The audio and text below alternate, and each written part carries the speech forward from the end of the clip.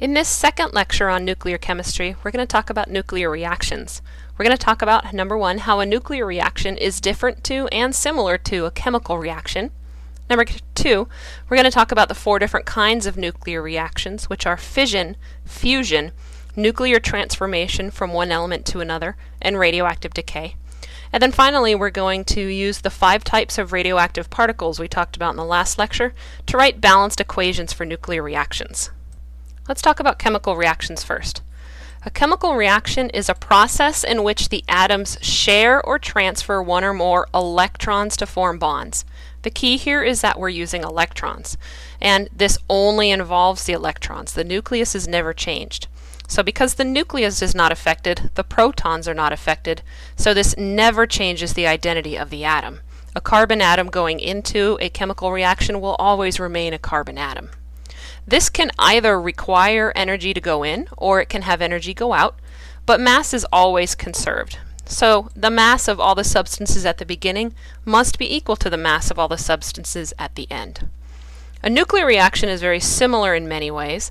However, this is a process in which the nucleus is going to gain or lose one or more particles to become stable.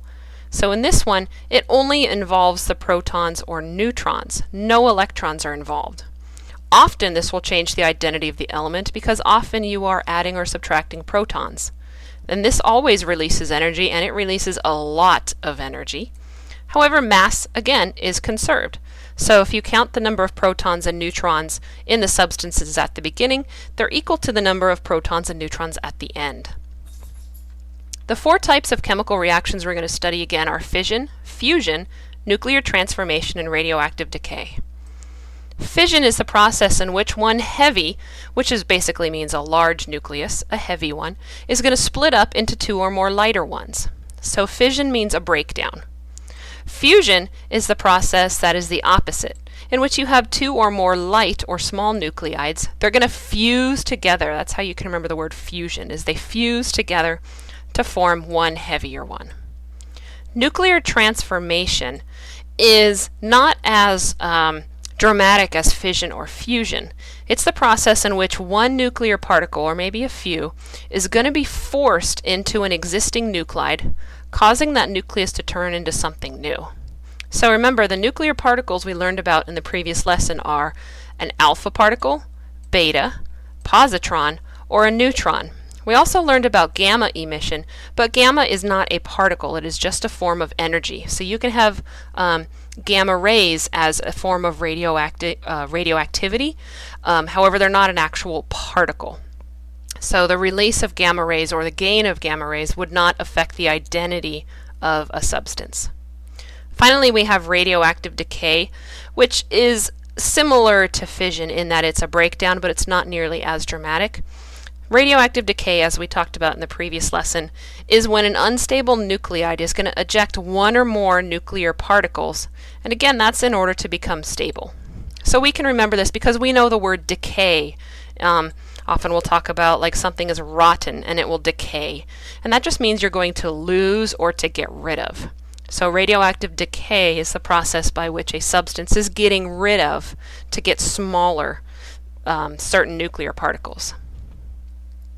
So as an example of radioactive decay, we can look at uranium-238.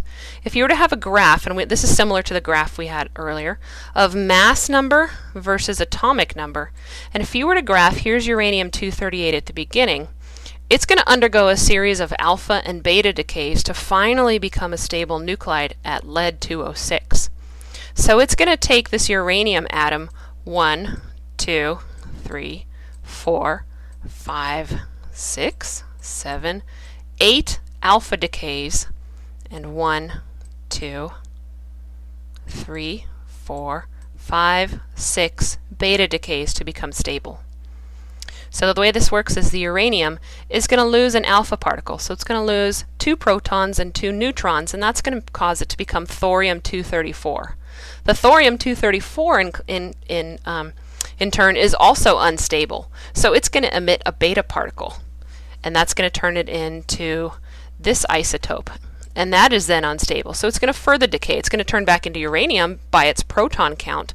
However, it's a different isotope of uranium, which is still unstable. So it's going to further decay.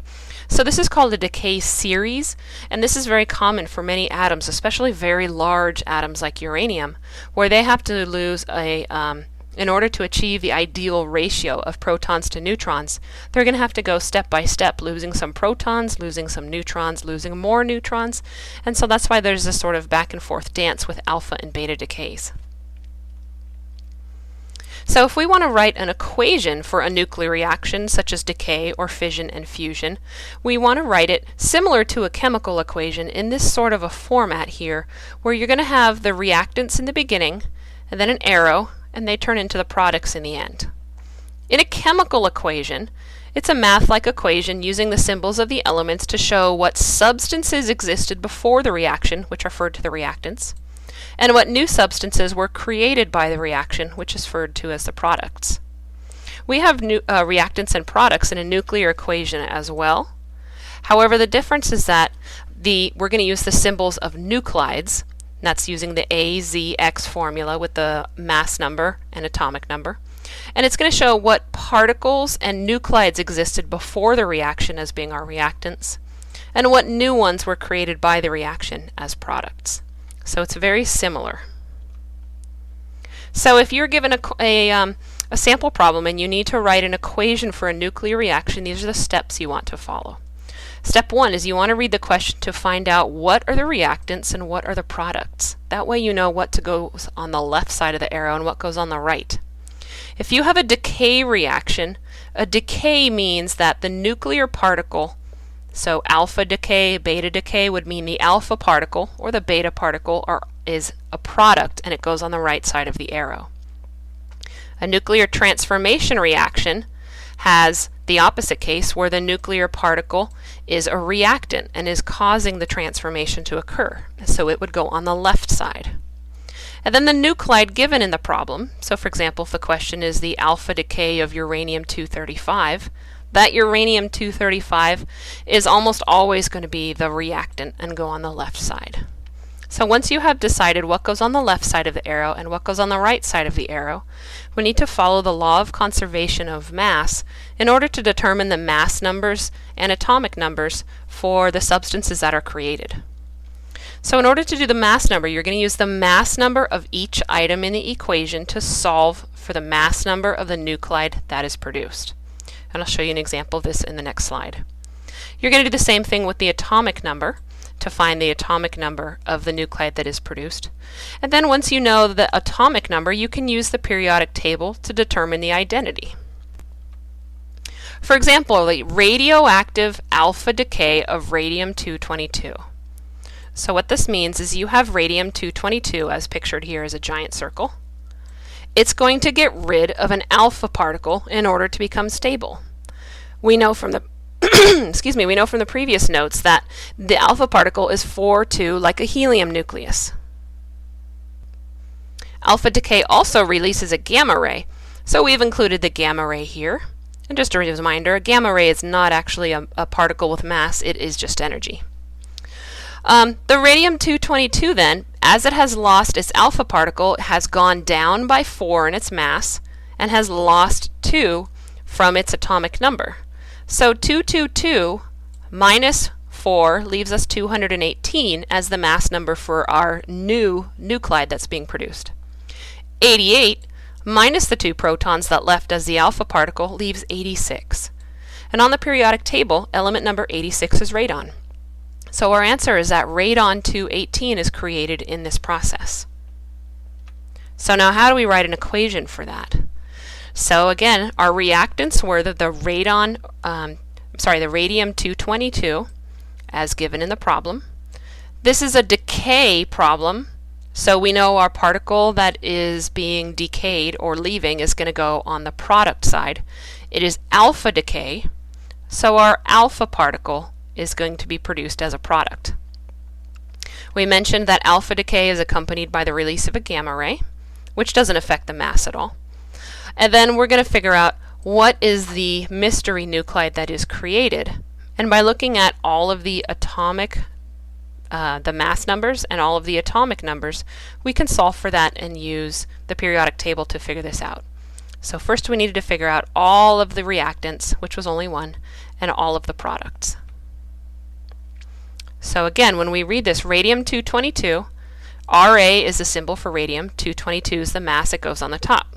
On the periodic table, we can see radium is number 88, so we put an 88 here. Arrow means that this is the reaction that's going to occur. Alpha particle, in the last set of notes, we wrote down as having a symbol as 4/2. Again, the gamma notes, or the gamma particle, well, not particle, but the gamma energy has this form, and again, that's in the last set of notes.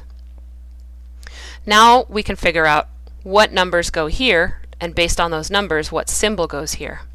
Well, if we're starting off with 222 as the beginning amount of mass, and we know that we're going to lose 4 from the mass as the alpha particle, right here, and we're going to lose nothing in mass from the gamma particle, that leaves us with some amount x.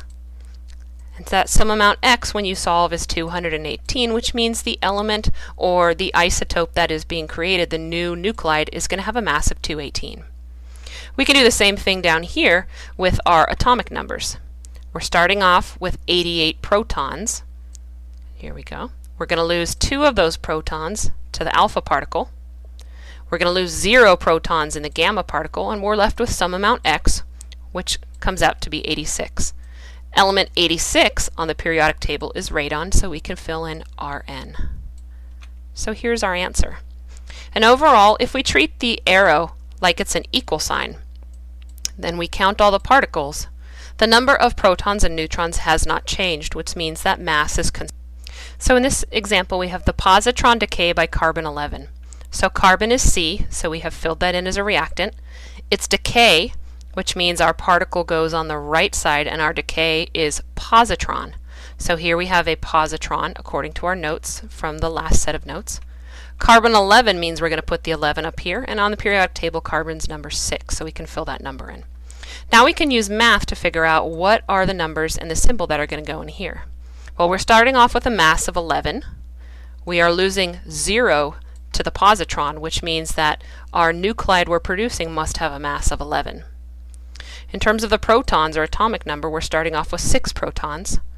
We are losing 1, which is sort of like 1. It's not exactly 1, but we're losing 1 to the positron, which leaves 5. So our new nuclide is going to have 5 protons. 5 on the periodic table is nitrogen. So this is our answer. The beta decay of bismuth-214. We can do the same process here. Beta decay means we're going to have a beta particle, and it's going to be a product because it's being decayed or leaving. Bismuth-214, we have the 214 in the bismuth here. Bismuth on the periodic table is 83, so we can fill in that 83. Now that we have all of these other numbers, we can solve for x. So a mass of 214, 0 of it is lost for the beta particle, which leaves some amount x. Then again, 83 protons. We're losing -1 of which, and this is a very tricky thing. What it means that there's actually a neutron that's being broken down, and so it creates an extra proton. So we have a -1 here, but we're just going to solve this using math, and that's going to give us some amount x. And if we solve for those, we're going to get 214 and 84. 84 minus 1 is equal to 83. So that's how we can remember this. Remember, this arrow is an equal sign. And element 84 is polonium. Let's do one last example. The nuclear transformation of gold-195 by beta capture. This word capture and the idea it's nuclear transformation tells us that the beta particle is a reactant.